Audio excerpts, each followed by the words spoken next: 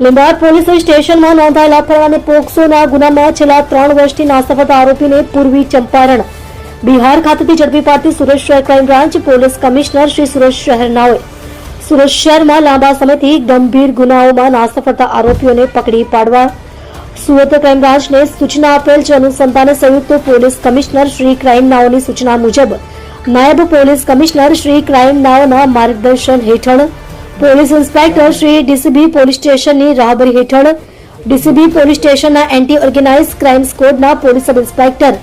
તેમની ટીમના માણસોની સાથે વર્કઆઉટમાં હતા। દરમિયાન ડીસીબી પોલીસ સ્ટેશનના એન્ટી ઓર્ગેનાઇઝ ક્રાઇમ સ્કોડના પોલીસ માણસોને મળેલ ટેકનિકલ સોર્સ તથા ખાનગી બાતમીદારો મારફતે મળેલ આધારભૂત બાતમી હકીકતના આધારે બિહાર પૂર્વી ચંપારણ હરિનારાયણ ગામ ખાતેથી નાસ્તા ફરતા આરોપી મોતીલાલ કુમાર રામાનંદ શાહ ઉંમર વર્ષ 26 ધંધો મજૂરી કામ રહેવાસી ગામ હરિનારાયણપુર પોસ્ટ ગડહિયા મેન મહેસી જિલ્લો પૂર્વી ચંપારણ બિહારનાને પકડી પાડવામાં આવેલ છે। મજકૂર આરોપી લીંબાયત પોલીસ સ્ટેશન પાર્ટ A ગુનો રજિસ્ટર્ડ નંબર 2023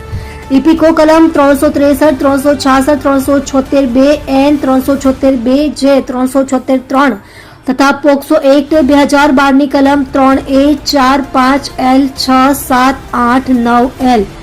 10 વગેરે મુજબના ગુનામાં નાસ્તા ફરતા હોય આરોપીનો કબજો લીંબાયત પોલીસ સ્ટેશનમાં સોંપવા તજવીજ કરેલ છે।